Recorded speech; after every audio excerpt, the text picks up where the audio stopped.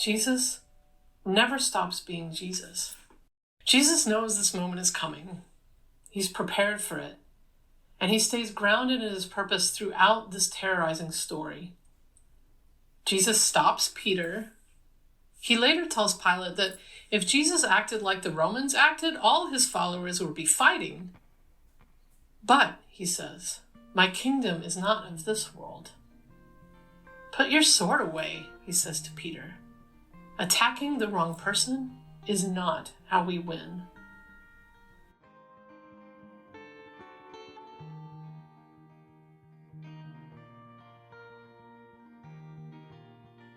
Welcome to another episode of Sermon Podcast Hour with the Collective Table. It's me, Talip, and today I'm joining Chelsea as we sit down to chat with Rev Anne Dunlap. This week, Talip and I sit down with activist, teacher, and herbal warrior Rev Anne Dunlap. She is an ordained minister in the United Church of Christ as a community minister for racial justice and solidarity. Rev Dunlap has been named by her friends as the fierce good reverend of the revolution. She also coordinates faith work for Showing Up for Racial Justice, or SURJ. You can check out their podcast, The Word is Resistance. Rev Dunlap believes in the power of solidarity, community, and fierce love, and the work of disrupting and dismantling white supremacy, and living each day more fully into the beloved community. She endeavors to live as a commitment to fierce love and collective liberation in all that she does. We're so glad you are joining us for this dynamic, inspirational, important conversation. If you like what you hear, be sure to share it with a friend, give us a like or rating. You can also find the Collective Table on Instagram, Facebook, and our website at thecollectivetable.org. To kick it off, we wanted to play you a longer clip from Rev Dunlap's podcast sermon. If you'd like to listen to the whole episode, check out the show notes or visit our website. Somehow for me, making sure that Malchus is named makes this point even stronger. Making sure that Peter is named makes this point even stronger. Put your sword away, Jesus says, to the leader who will carry on in his name. And it's not a conversation about nonviolence or self-defense in the face of oppression. It's about knowing who your adversary is. And that is not Malchus. It's another reminder not to forget who we're supposed to be organizing against. Which brings me to the third signpost of clarity. Jesus never stops being Jesus. Jesus knows this moment is coming. He's prepared for it. And he stays grounded in his purpose throughout this terrorizing story. Jesus stops Peter. He later tells Pilate that if Jesus acted like the Romans acted, all his followers would be fighting. But, he says, my kingdom is not of this world. Put your sword away, he says to Peter. Attacking the wrong person is not how we win. Jesus is clear about who the adversary is and how they behave. He refuses to be manipulated by Pilate because he knows it's a rigged game. And he never turns on his people. Through multiple interrogations and beatings, he never gives up info about who they are, never betrays them. What he does is insist on community. Insist that Peter recognize Malchus, for example. And Jesus assures that his beloveds are cared for before he dies, creating new forms of relationship, new forms of family, with his last breaths. This sermon podcast comes from SURJ's podcast called The Word is Resistance. It's a great podcast that is produced by white anti-racist Christians based on the Christian lectionary year. It offers an anti-racist word for other white Christians. This episode is part of a larger Lenten series called Signpost in the Wilderness. This particular episode is a Good Friday sermon in which Rev Dunlap discovers 3 signposts for the work of white anti-racist Christians in the long and terrifying story of Jesus' arrest and execution by Roman authorities. It's found in the Gospel of John. This episode begs us to ask the question, what can we learn from each other? From our mistakes and misconceptions, from our places of pain and also our places of joy. We hope you enjoy this conversation as much as we did.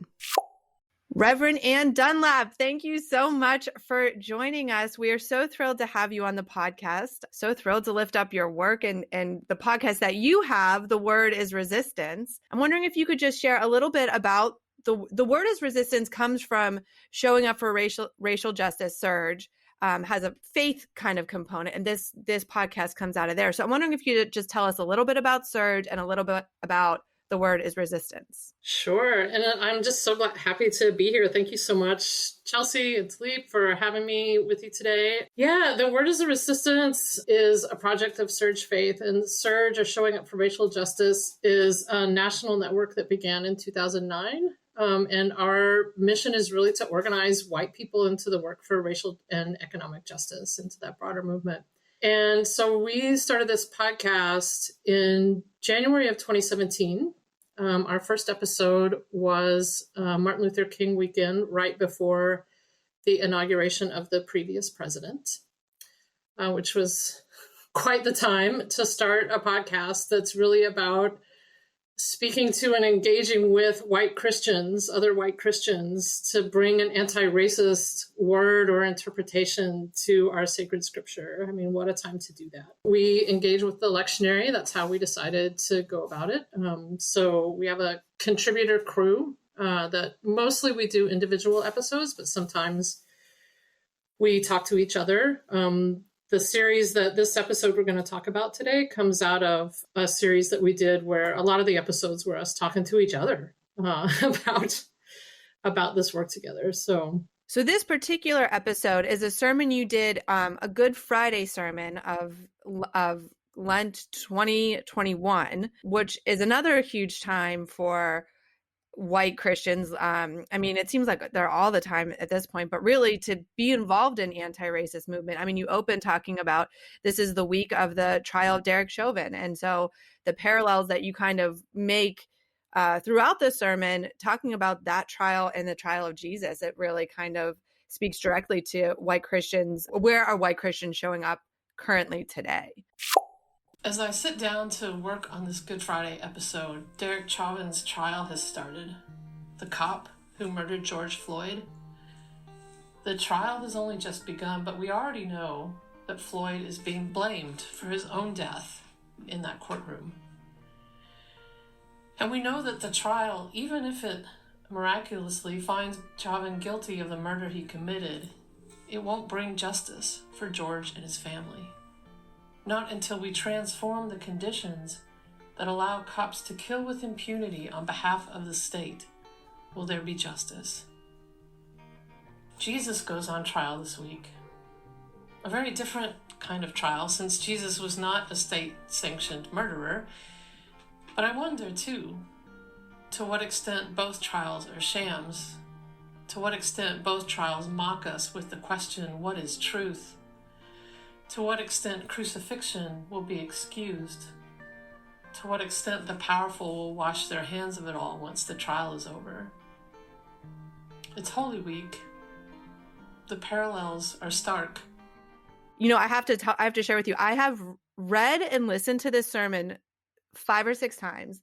And every time I read or listen to it, I am feverishly taking notes because something new it's so jammed packed with nuggets and things that just really cause me to deeply think about where am I as a white Christian faith leader, where am I showing up? How am I participating or not participating in some of this work? So we'll make sure to put the link so people can listen to it in full and find your other wonderful podcasts and sermons. But for this particular one, what was your hope in preaching it? What did you hope your listeners walked away feeling, doing, questioning?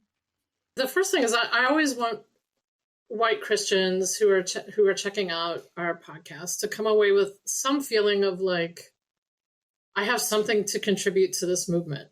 I have something to contribute to this work. And I have understood something new about my own stake in getting free from these systems that are so oppressive to actually all of us, that there's actually something at stake for us. And in this particular episode, I mean, it was such such a fraught time in the spring. Is Good Friday. I mean, Holy Week. There's the heaviness of that grief. It was Derek Chauvin's trial had just started that week, and of course, we were just starting to feel like the vaccinations for COVID were happening, but still in this really aftermath of the previous presidency and the attack on the Capitol and his another impeachment trial, just like so much. There's just so much that we're all trying to hold right now. And so, just whatever folks are bringing to that space with me, I want them to just, like, anything that you feel about that. If it's grief, I want to really honor that grief, both of the story of this beloved teacher of ours, Jesus, and his execution, the grief of that, like honor the grief of that, honor the grief of this current reality, like the stress of this moment, the trauma of this moment that we're living through. And calling white folks into deeper work in the movement. And I would also, one of the things I'm always trying to do on the podcast is really push back on anti-Semitic and anti-Jewish readings of these stories. And not only to just push back on them, but to provide an alternative. Like, okay, so if it's not about anti-Semitism, if it's not about, the claiming that Jewish people killed Jesus, like, then what actually is it? What is the new meaning that we can find in these stories? Because I have found that, the common thing we do in more progressive spaces is like, well, we'll change the Jews in the Gospel of John. I'm using quotes. You can't see me do that, but I am. The Jews, quote unquote.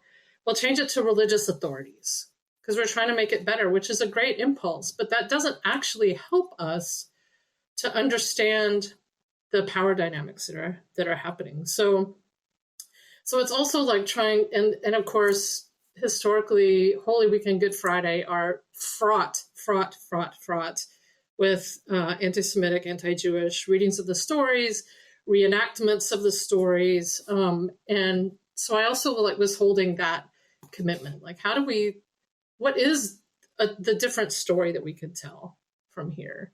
And so, bringing a different power analysis of the text and how that impacts our organizing together, our work together for collective liberation, how we get free, how we get out of these systems that are so violent. That's really helpful. Just the shifting of the lens. I think in Christian spaces, we so often, especially progressive Christian spaces, we like to tell people, oh, that conservative or literal reading you view, that's not right. But then we don't ever provide them with a new way. Right. Yeah. Right. And then we leave people just like, well, then what do I hold on to, or what is true? And so that lens shift is really helpful. What is truth? That's the question of Pilate in the readings for this episode. So, yeah. Well, it's very compassionate too. It's bringing in everyone into the conversation. And I think that's wonderful. I think that's so difficult. It is very difficult to not be equipped. Even I was explaining to Chelsea, it's so interesting to me because I'm passing white, and so I was listening to this and I was confronting a lot of certain questions and things. And so being able to hear how you're unpacking it, and it was very meaningful to me. So I'll say thank you, but it was very meaningful. One thing you just named in the question you were answering, which always happens, then 5 more questions come out. But you were talking about that time, and I forgot about COVID, and I forgot about the COVID vaccines when you said that. I was like, that's right, that was that time. And there is this sense, I think because we're so, we have such a virtual world now that we're so aware of so much more than we were 5, 10, 15, years ago.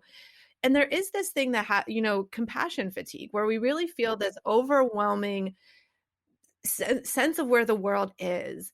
And I think a lot of times the tendency is to shut it off as opposed to lean in or engage somehow. And there's boundaries in that for sure. But I also think I always name the things that Christians are doing wrong. That's just my tendency. I really like being a Christian, but we don't always give space for lament and grief and stress and overwhelmingness. And you took on Holy Week, Good Friday, and specifically, which is really, like you named, a heavy time, no matter when you're reading that story, in the midst of all this other stuff. And you named it in your sermon. You say there's things that we can feel the stress of this. We can feel the weight of this. That's not, they have things to teach us too. And I think we need to kind of give people space for that, to say, like, this is really difficult. Yeah. Yeah. And I don't really know how to move in it all the time. And I think you named something really important, which is there is so much that we're aware of now that we weren't aware of because of social media, because of 24-hour news cycles. And so much comes at us all the time. And both, yes, like the need to lean into it, but I think also to have a lot of care with that, because our nervous systems did not evolve to hold all of the disasters of the planet at once, which is kind of what we're asked to hold. Like, our nervous systems can't do that. We're not built for that. Maybe we're evolving to that. I don't know if that's the best thing. Like, I don't know, but our nervous systems actually, we can't hold that much. Our nervous systems evolved to care about, how far the community extending how far we could walk in a day on our daily hunt, and were we going to get eaten by a tiger, and that's not the reality that we live now. And so to also just have so much compassion, not the kind of checking out that white folks do of like, this doesn't concern me, but also some protectiveness around, like, I actually cannot hold one more thing in my heart today, and that being okay, that being okay. And it is that tension of, how do I engage and yet put up boundaries? And there's where the compassion fatigue comes from a lot, I think. So then we have a lot of, coming back to the Holy Week and Good Friday stories, we can have a lot of compassion for the disciples who were usually like mad at because they aren't there. Like, maybe they weren't there for a good reason, actually. Maybe that was the best choice for them in that moment, to be somewhere else and not watch their friend be assassinated. Sometimes that's the right choice. Wow. I never thought of that before. Well, I love this idea of signpost. You got that from Reverend Vincent Harding? Dr. Vincent Harding. Mm-hmm. The late Dr. Vincent Harding, elder and leader in the Black Freedom Movement, often spoke of live human signposts. People in our lives who can help us find the way towards greater wholeness and multiracial democracy.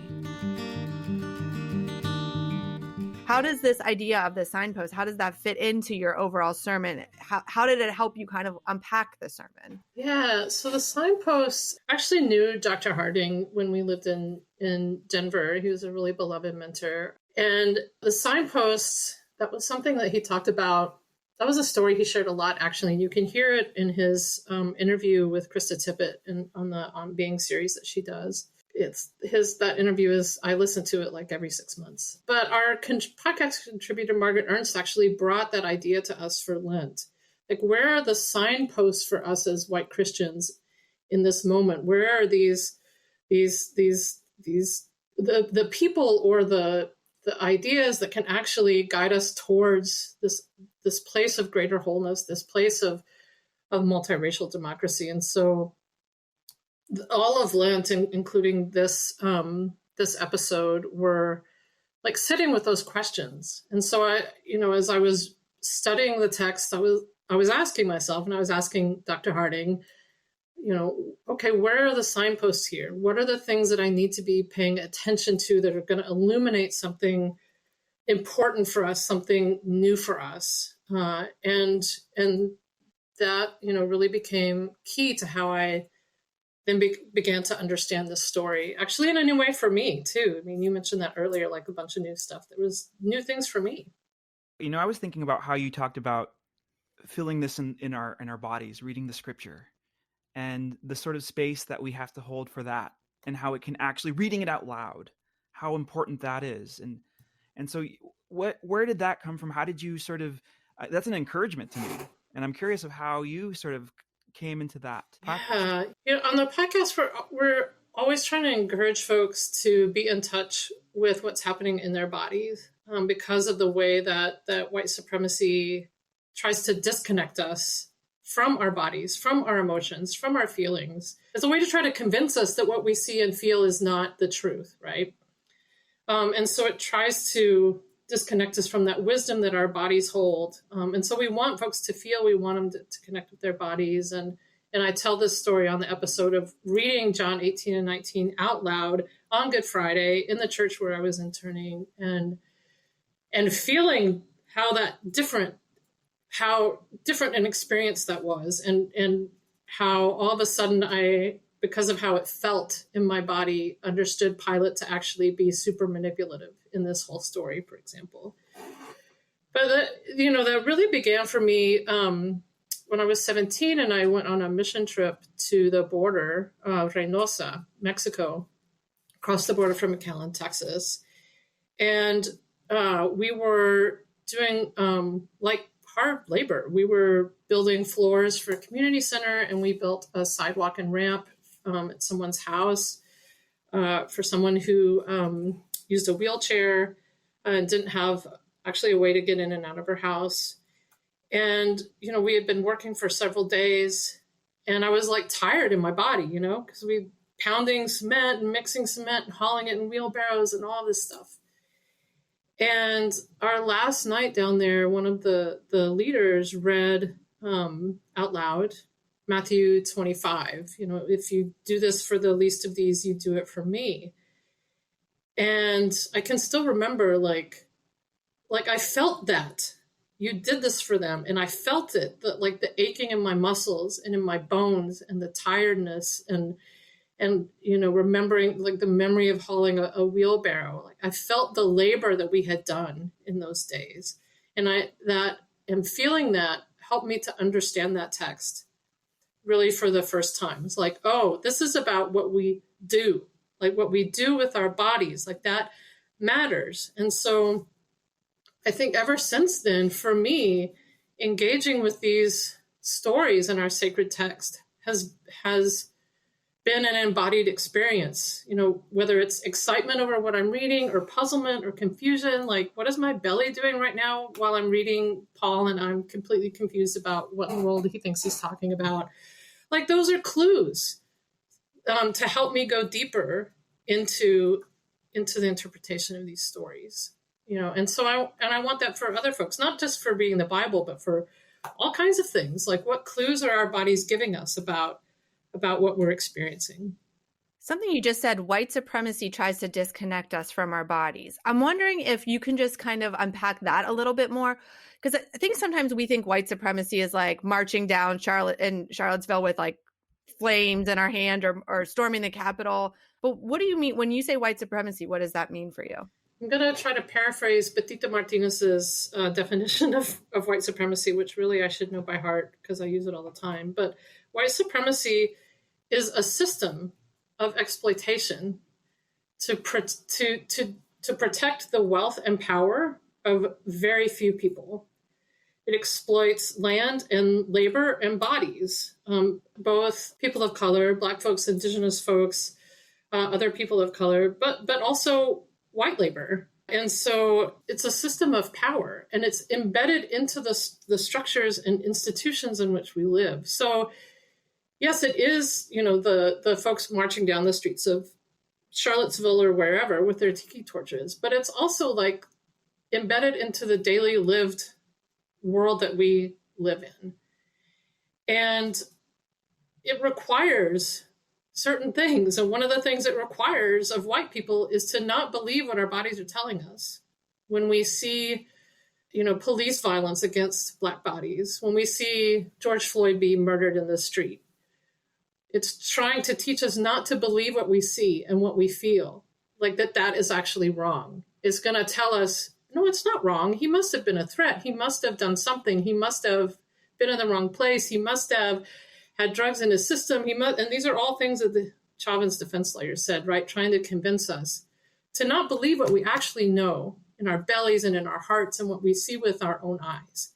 So that's what I mean that when I say that white supremacy tries to disconnect us from our bodies, even those of us who are white. We're often, one of the ways that things get framed is like we have white privilege, which is not language that I prefer to use anymore, because I don't think it helps us to really understand the power that is at play, or the ways in which white supremacy is actually harmful to everyone within this structure, what it asks us to sacrifice and give up without even really knowing it, because it's kind of insidious in that way.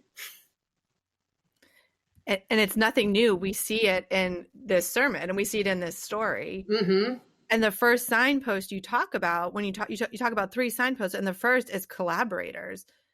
I'm wondering if you could just, kind of walk us through that. The first signpost I talk about is collaborators.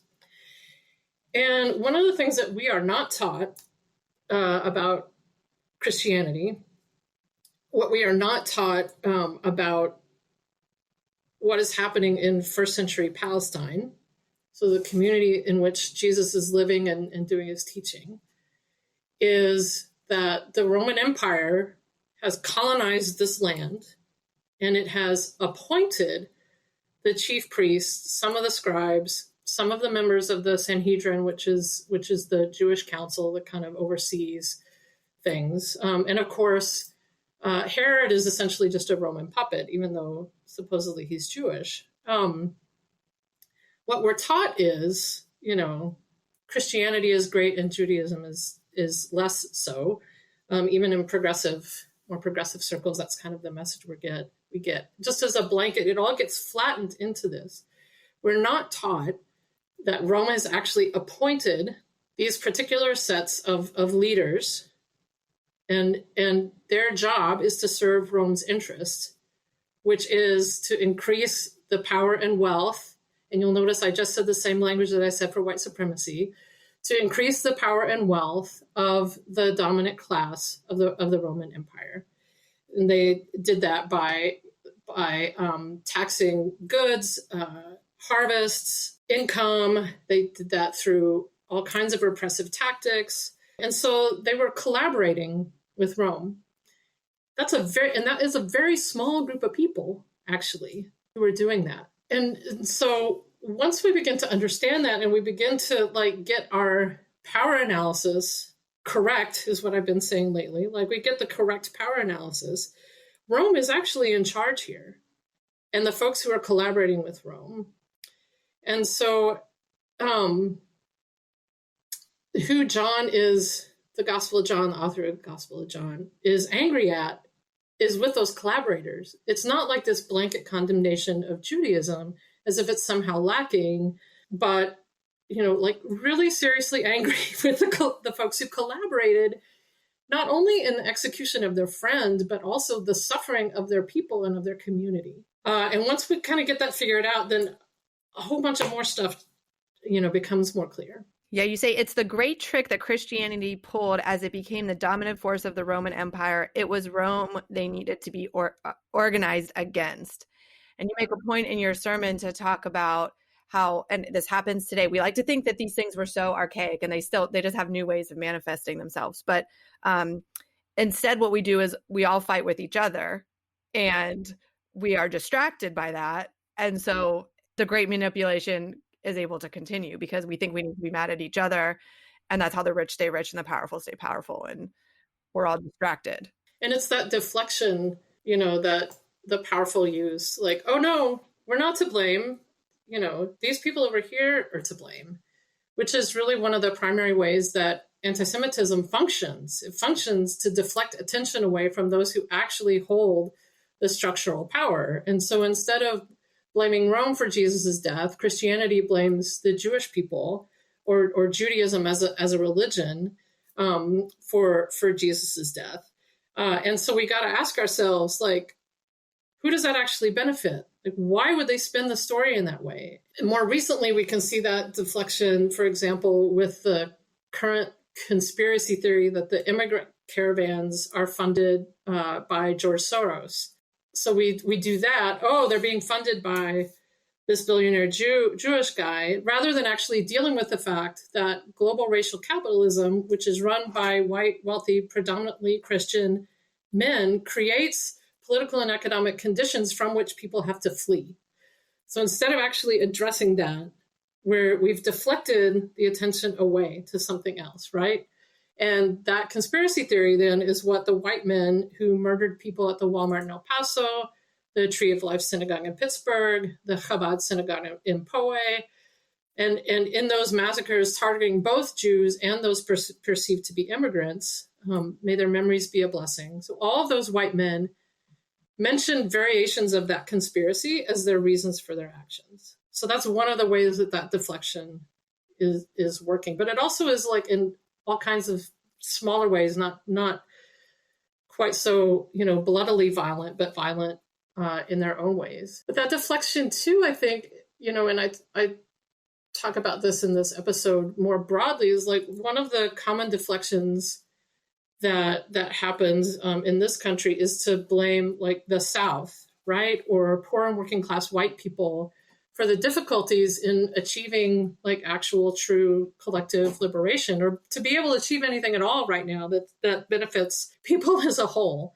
We saw that in the 2016 election, the 2020 election, fallout, from the attack on the Capitol, all of the recent legislation, for voter suppression, anti-trans bills, anti-abortion bills. It's so easy to just blame the South or Southerners or poor and working class white folk, like we're just backwards or something, rather than taking a hard look at how a small group of powerful white Christian men have gerrymandered the system to keep a stranglehold on power. We blame, quote unquote, the South, rather than the whole power structure of white supremacy and a small group of white Christian men who hold an outsized amount of power. We blame and disinvest from poor and working class white communities, cutting off the ears of those living under oppression. We forget our purpose and end up collaborating with Rome. If you look at the polling in Texas, the majority, like a strong majority of people in Texas don't want the voter suppression bills. They don't want the anti-abortion bill that just went through. They don't want these things, but the power structure has gerrymandered itself to be able to hold on to power in that way. And so when we do that kind of blaming of the South and of poor and working class white folks, it keeps us from actually looking at the power structure. It erases the brilliant Black and people of color-led organizing in the South that has actually led to some substantial victories. It ignores how Northern institutions have disinvested and continue to disinvest from the South and from poor and working class white communities. And like blaming the whole South allows the rest of the country to just wash its hands of responsibility for racism and posture itself as if it's better. And that posturing, it doesn't actually help anything. It just keeps folks divided who actually might make common cause against the powerful. And this is actually a serious problem for white folks in particular, because we love to be the good ones. We love to posture ourselves as the good ones and as the innocent ones. And Nicola Torbett, who's one of our contributors on the podcast, says that, that this posturing that we do as white people prevents us from building relationship with other white folks that we are taught to be afraid of. And that only ends up benefiting the white supremacist power structure. We continue to be divided. That's exactly what white supremacy wants, because we don't have the collective power that we need. So as a Southerner, because I'm originally from Arkansas, generations of Southern folks, in my lineage, like I'm really sensitive to this. And, I also want to name that like that deflection and that posturing has also taught me, and I think I'm not alone in this as someone from the South, to hide and be ashamed of parts of my whole self. So we have to be clear about who we're fighting. In the biblical text, it's Egypt or it's Babylon or it's Rome. And for us, it's not our siblings next door. It's like Bezos and Amazon and Elon Musk and Walmart and Mitch McConnell and like those who are holding so tight to that white power structure. So what advice would you give to someone? Let's say that there is a fundamental difference between you and your neighbor. Like you believe that all Black lives matter, and they have a Blue Lives Matter sign. They're not the enemy, right? Like they're what you're saying, you know, like they're the same people being marginalized.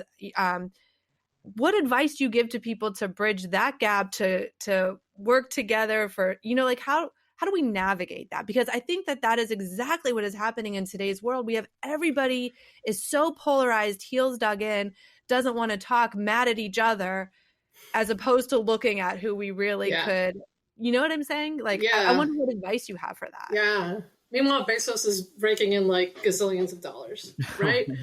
Right. Yeah, and this is really hard, right? Because it hits us literally where we live with the people that we love and that we have to be in relationship with. And it's challenging.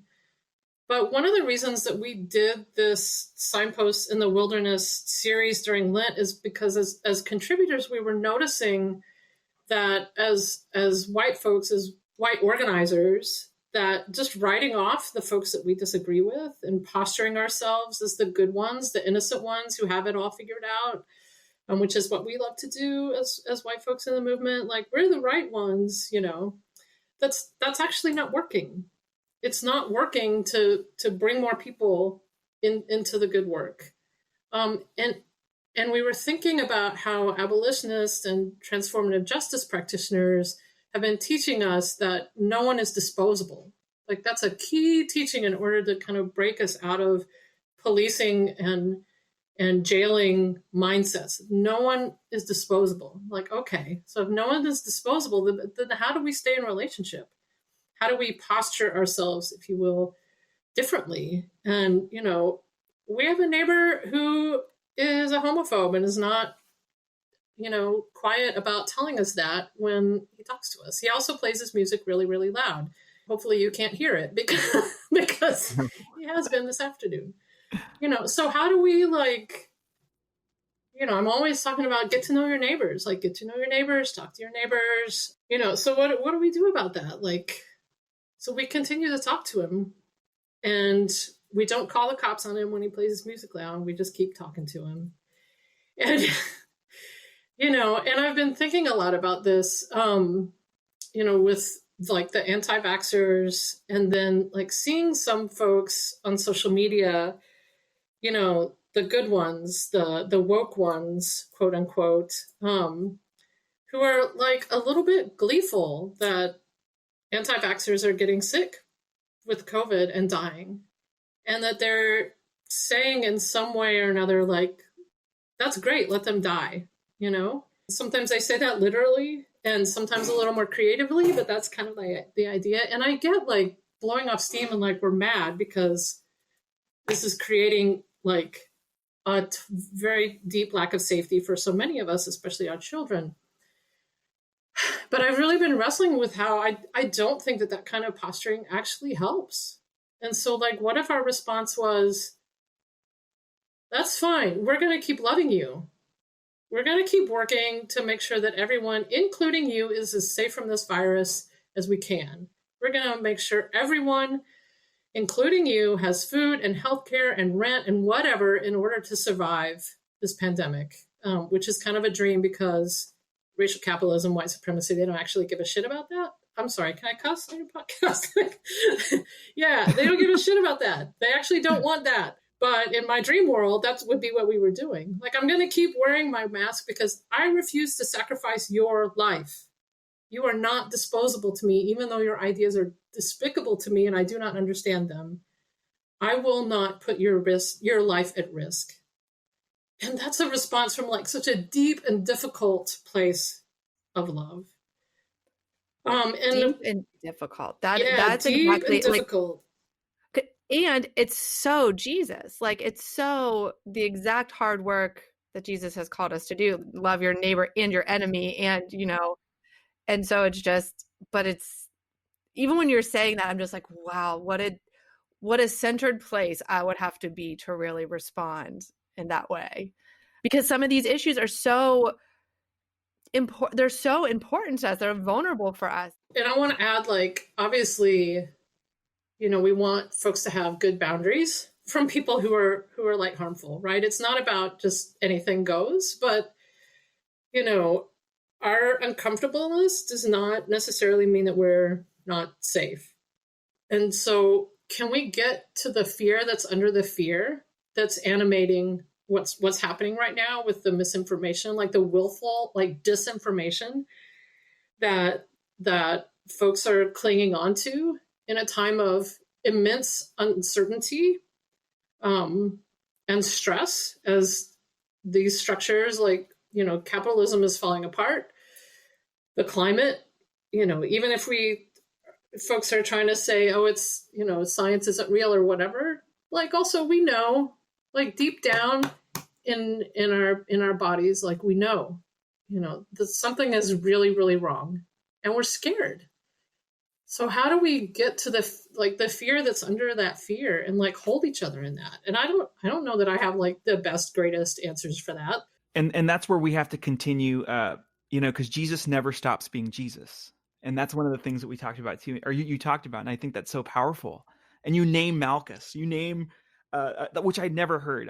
So that was a powerful moment as well, is naming your neighbor, like loving the neighbor through this moment. Naming your neighbor, it's a real valuable person. They're humans, and we need to love everyone. And so that was powerful.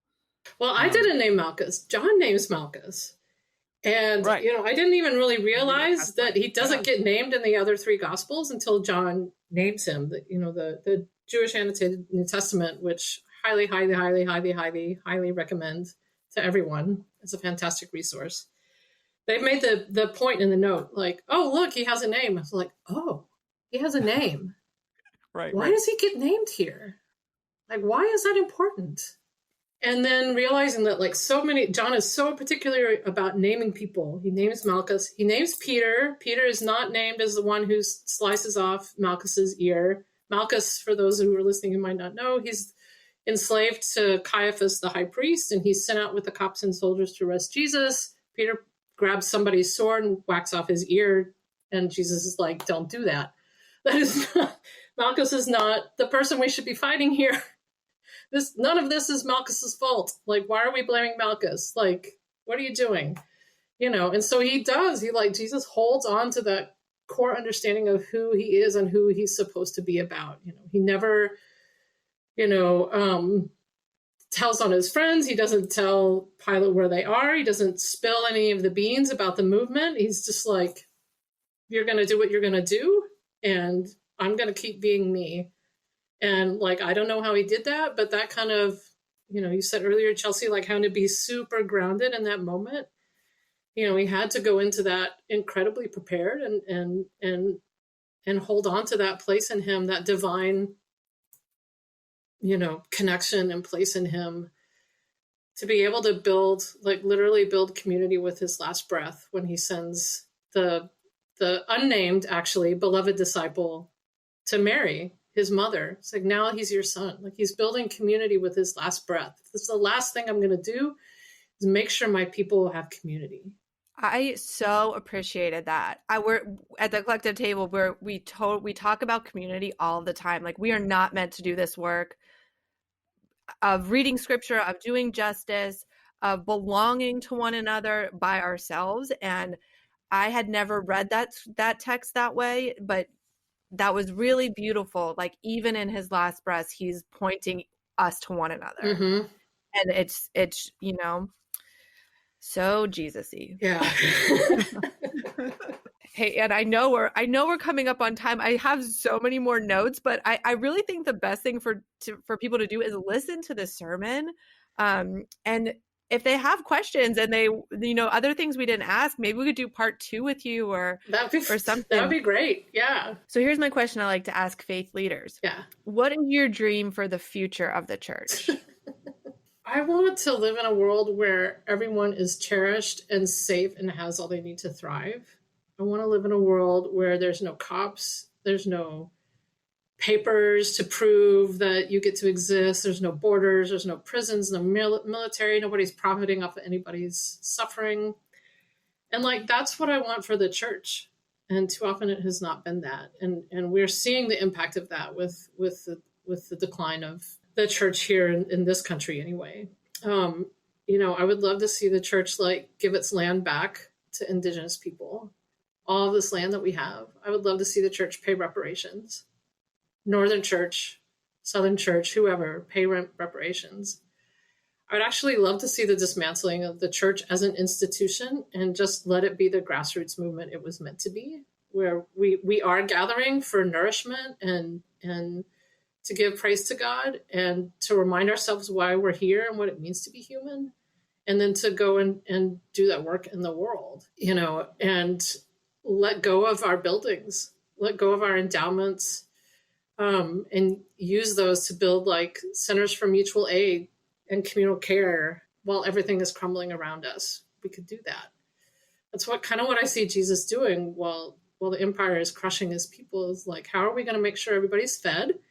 How are we going to make sure that people have access to healthcare? Because those are his two big things, right? Is like feeding people and healing people and getting them rerouted in their tradition, not a new tradition, but their own tradition with its deep, rich history of figuring out how to survive when the empire is trying to, annihilate you. You end your podcast by saying blessings to you and all that you do to resist injustice and all that you do to build up a new world. And I think you described that new world really beautifully. Yeah. And that's Dr. Harding. That's Dr. Harding, his song, We Are Building Up a New World. Yeah. We are building up a new world. And so, whatever we can do, he would say, what is your brick? What is your brick that you're bringing to rebuild the world, to build up a whole new world? So this is part of your brick, this podcast. I got to write that one down. Yeah. What's your brick? That's a good one. Yeah. Well, Anne, thank you so much for your time, for the work that you're doing with Surge and The Word is Resistance. We'll absolutely send people to the podcast and this sermon, but I have so much to process from this conversation, just as I had so much to process from this sermon. It really gave me that little energy push I need, to continue. So thank you so much. You're so welcome. And thank you for having me on. And yeah, if part 2 feels like it would be a great idea, I'm totally open to that. I think the more that we can have these conversations in whatever ways that we can do it, for me, it's also very deeply nourishing. So thank you also for the opportunity.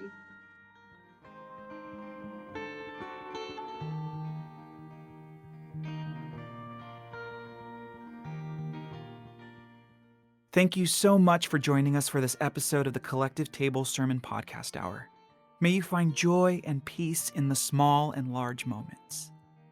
May you continue to encounter the mystery of a God ever present. May you live into the grace that God has set before you. May you remain open to the ever expansive love of our great God.